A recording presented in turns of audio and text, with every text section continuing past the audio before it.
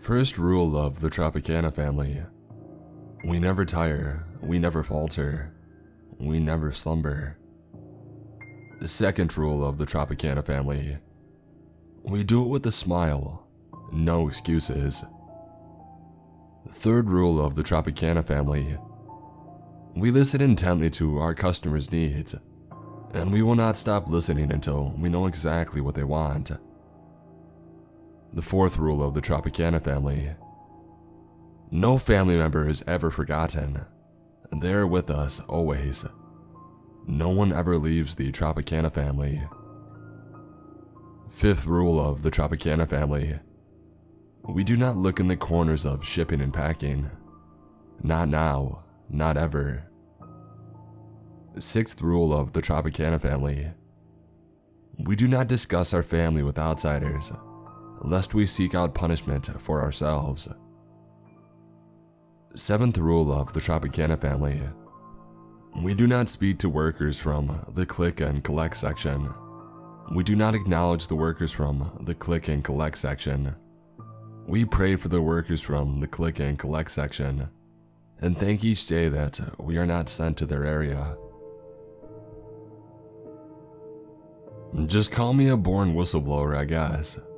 Hell, I've never been adept at keeping a secret for long. When my 14-year-old brother smoked for the first time, 11-year-old me couldn't help but tell my mom the moment she got home. He beat the shit out of me that night and broke my copy of Pokemon Stadium as punishment for being a snitch. I didn't get gratification out of it, if that's what you're thinking. I wasn't some kind of snarky teacher's pet who absolutely loved telling on people.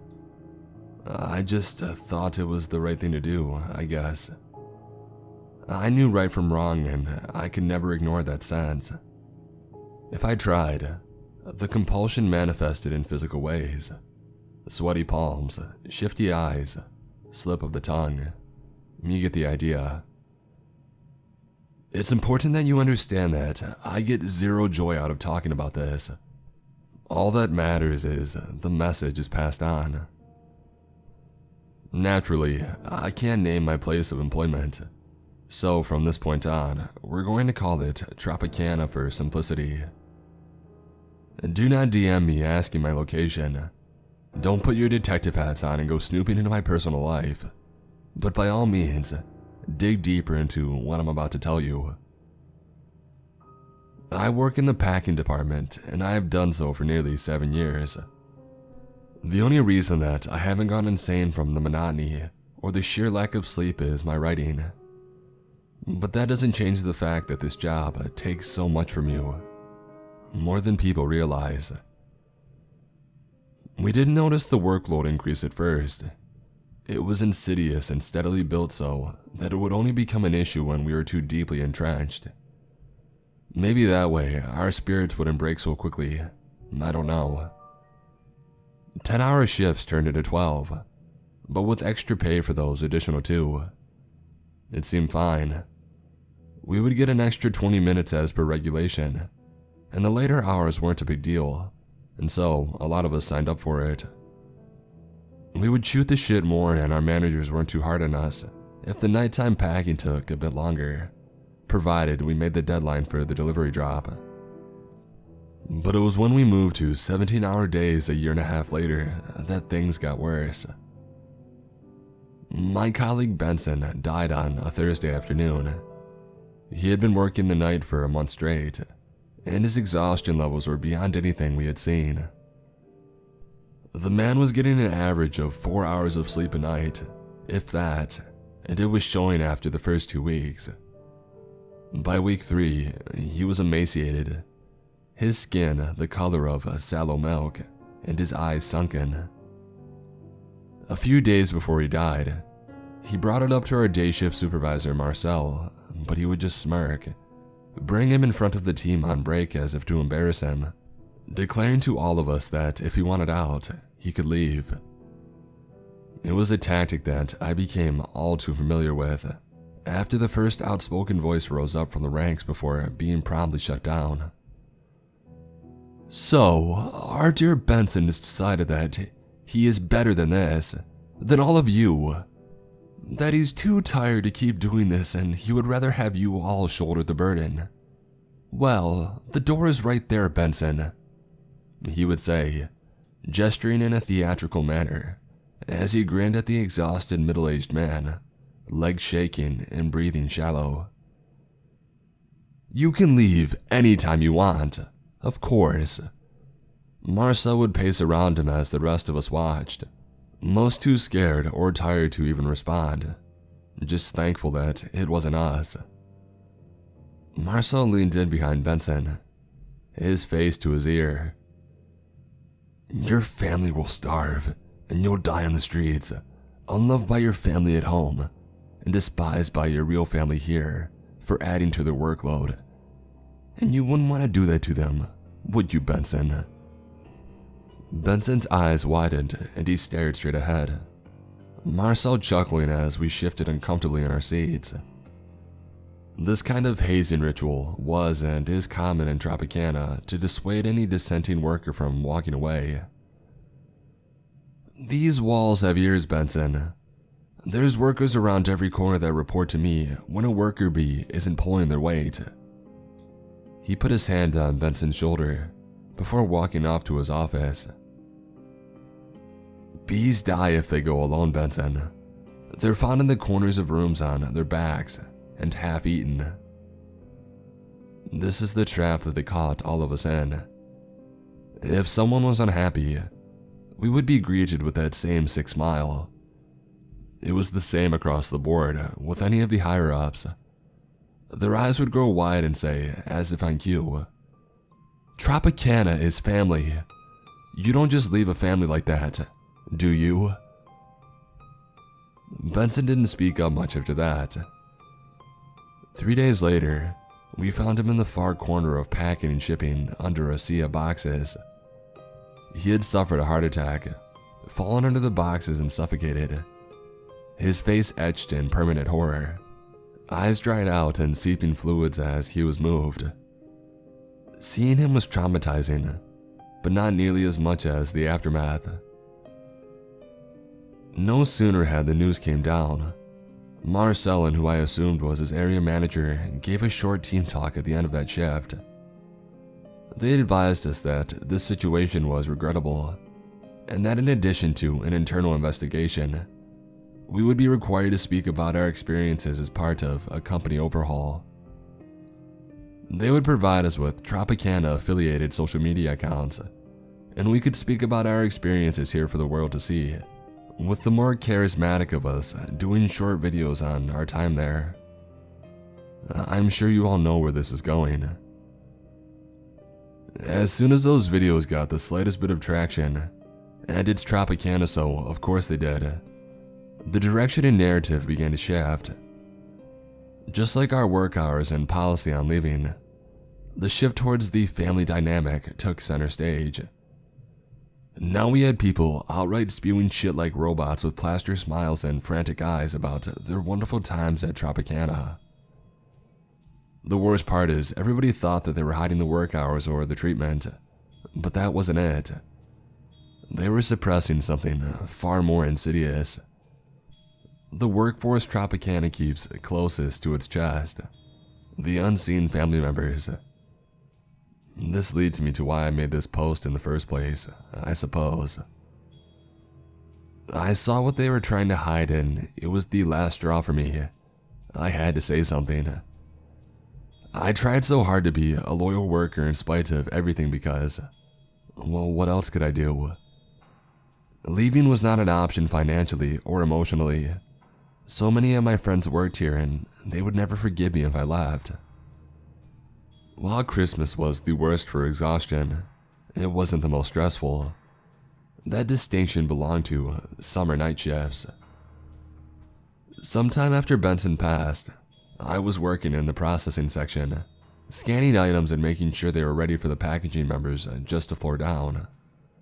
We were running low on people, so many had been requested to film more material for the social media. I was able to keep mine to simple, positive posts about the ease of tasks, and I haven't been bothered since. Marcel was even less creepy than usual, much more of a starer than a talker since Benson died.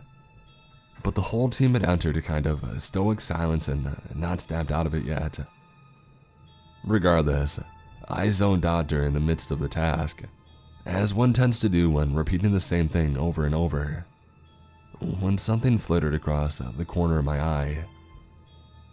It was momentary, but it was there. The hairs on my arm stood up, and I felt the immediate urge to turn around, as if I was being watched, but from every angle. The only thing I can equate it to is the sensation of being in the woods late at night, and realizing that while in a clearing, you are completely open to the elements, and any other creature lurking in the shadows that eagerly waiting for your neck to be exposed for more than a split second. It was total vulnerability, and despite having collies just 50 feet away, I felt totally isolated. I steeled myself and I remembered the second rule of the Tropicana family. We do it with a smile, no excuses.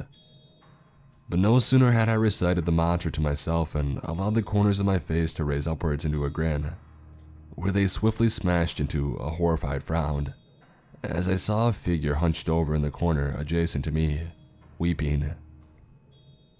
At first glance, I would have been forgiven for thinking that it was a giant naked mole rat. It was almost entirely hairless and naked, a tattered puce apron barely hiding its dignity.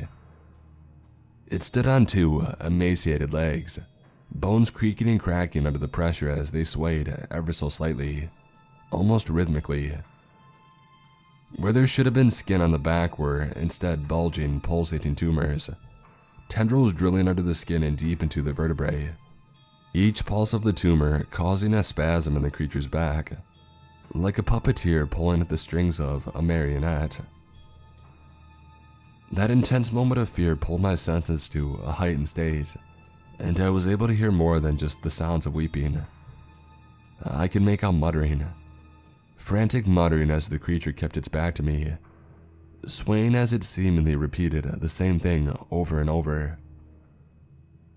Fear still ebbing through my body, I willed myself to step forward and to try to talk to it. Curiosity was beginning to usher me closer, and I could not resist the allure of something unknown, even if I felt it was outside of my understanding and my position. I took another step, the feeling of vulnerability increasing in intensity, while the voice in my head screamed to keep going. I could smell petrichor on the creature and the word family clearly through the muttering. I was within arm's reach, my instincts begging me to run but unable to do so. I was a man possessed by something beyond my rationality, as I reached a hand out towards the creature in front of me. "Never leave the family, do we?" My hand froze, my eyes blurred, and everything around me slowed as the creature in the corner turned, and sense immediately returned to me like a sobering cold shower. Benson's malnourished corpse stood in front of me, eyeless and toothless, features stripped away and blackened leathery skin traipsed over it. He still stared right at me, his gaping maw of a mouth widening into a grin as his vocal cords croaked, and the tumor shook. "Rule number 4, we never leave the family." His jaw opening wider, the snapping sounds of his bones somehow moving beyond their limits, as his left leg snapped back and found footing on the wall, pulling his contorted frame up like a cicada as he scurried off before I was able to react. I took a few moments, leaning against the wall where he once stood, to compose myself and figure out what the hell I was supposed to do from here. Was this something that I could talk about? I cast my mind back to the rules and remembered rule number 6. We did not discuss our family with outsiders, lest we wish to seek punishment for ourselves. If that was the punishment, well, I wanted to live a full life, and so I immediately cast that aside. Taking a breath, I went to speak to Marcel in his office, hoping I could at the very least get some kind of answers.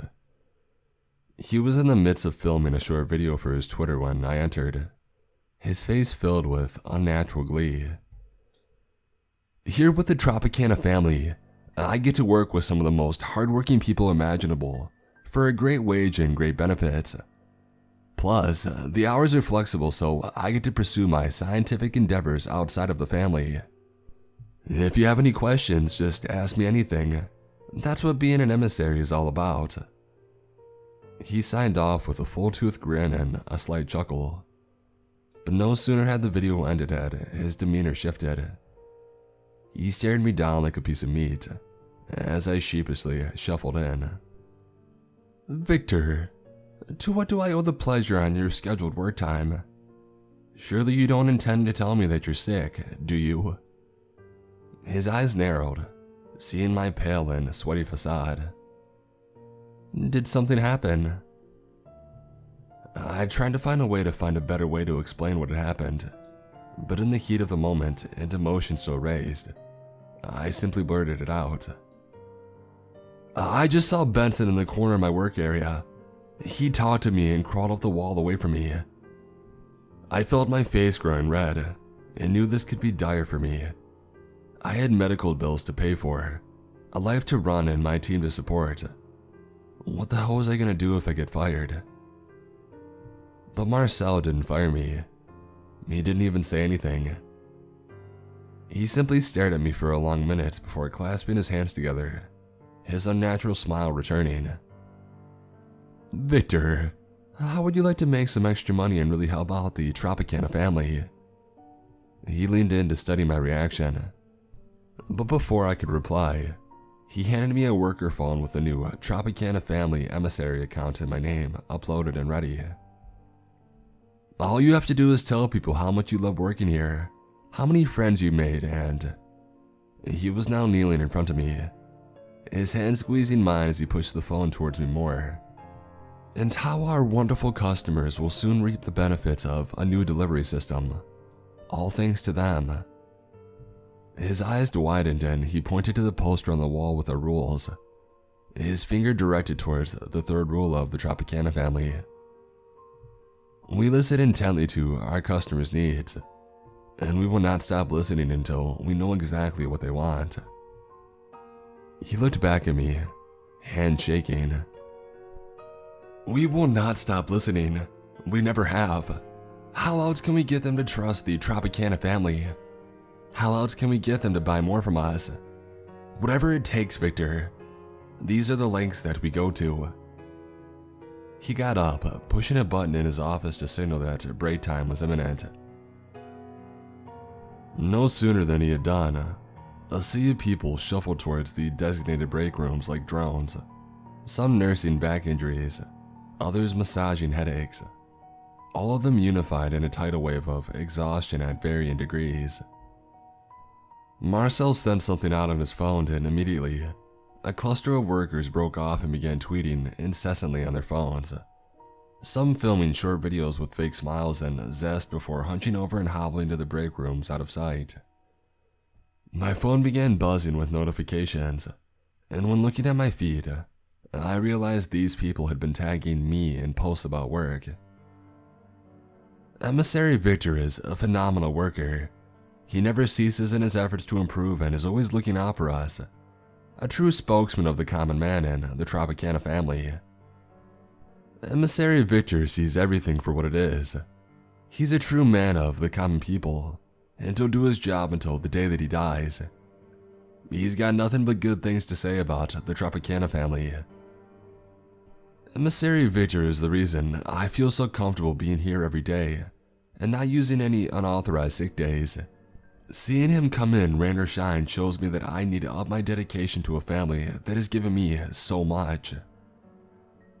I stared, dumbfounded at the messages flooding my phone, before looking up at Marcel, expecting an answer. His hands were clasped in front of his smiling face. You are the face of the common family now, Victor. They trust you, and you would never want to do anything to let them down, would you? The same goes for our wonderful customers who will latch on to your every word. He clapped his hands together. Even Benson, especially Benson, and is very special part of our family. My head hurt, my mouth was dry, and my breath was hot in my lungs. I didn't understand what was going on, but from behind Marcel, I could see what used to be Benson crawling up the side of the walls, his tattered apron stained in a thick fluid, everything but the Tropicana logo sullied. His neck snapped as he turned to face me, and he grimaced. Even without his eyes, I could sense apprehension in his face. His arm snapped and reached down to pull up a motionless woman, exhausted and barely alive. With an effortless swipe, he ripped off a throbbing tumor, shoving it into her mouth and holding her still as she convulsed, eyes popping and her tongue enlarging before froth filled her mouth, and her body fell limp. He muttered the same rule before tossing her body into the far corner, where it crashed and fell under innumerable boxes. He scurried off, still muttering. Nobody ever leaves the Tropicana family. And even as the cracking of his bones faded, my head was still pounding. I swallowed the bile in the back of my throat as the realization swept over me. What do I need to do, Marcel? Marcel's lips curled. Victor, I realize your job is mainly in shipping, so I will make this as relevant as I can. We estimate 300 million worth of items are lost in click and collect purchases due to never being picked up, and we feel there's an opportunity in front of us to kill two birds with one stone. You will be instrumental in ensuring that. He pointed at my phone, specifically at the note app. All you have to do is sound the alarm and rally the cause. We'll take care of the rest. We know how you enjoy your writing in this. He threw his arms out dramatically again, his Tropicana family pin on his lapel shining. Well, this is your big break. I don't understand. Why on earth would you have me share something like this? Not a soul will believe it, and it will break every rule we have. I don't want to lose my job. I don't want to end up like... I couldn't bear to finish it. That's the point, don't you see? We need you to construct a story that's far-fetched and ridiculous to mask the mundane unpleasantness. Put those skills to good use while we simultaneously have our own people promote the positives of working here. He patted me on the shoulder, his Tropicana logo apron shining down on me, mocking me. Now be a good lad and go back to your workstation, and get to writing while I take care of poor Judith's situation. I can't believe we've had another heart attack. Poor little bee. He moved away to his desk and signaled for people to check over in the far corner where a motionless 47-year-old Judith Burns was laying. The third worker that month to collapse from heart failure brought on by exhaustion. And so, here we are, back to me blowing the whistle, as it were, warning you all of what goes on here. I'm sorry to say that it was me or you, and after seeing Benson and Judith, I chose me. Except, that's the kicker, isn't it? You all know, and yet you'll continue to buy from us. Continue to make sure that we have plenty of work and more Bensons and Judiths for decades to come. After all, we're one of the largest companies in the world now. And that brings me to one last little thing to warn you about, for those dedicated few that stuck to the end. See, it's not about the devices listening in on your every conversation. You already knew and let it happen. Isn't that strange? This is something a little more innocuous you give virtually no thought to. All of those unclaimed packages that you order, where do you suppose they go? Because I can assure you, they find their way to your home eventually, just without the original packaging still intact. Instead, they have a little black lump that seeks you out in the dead of night, waits somewhere nice and cool for the opportune moment to latch onto you. You might feel a slight itching sensation in your hairline, your ear, or your eye, but that's all you'll feel. Next thing you know, you're ordering from us and you don't even know why. You see the news articles exposing all of the inconsistencies in our workplace ethics, Our devices listening in, and even how the Tropicana family inner circle is abusive and you just don't care. It's beautiful, isn't it? And that's our little recruiter at work. The Tropicana family just keeps on growing. Perhaps you're a part of a family now too. Just like our videos and workers state, there is nothing but love here at the Tropicana family. I can assure you of that.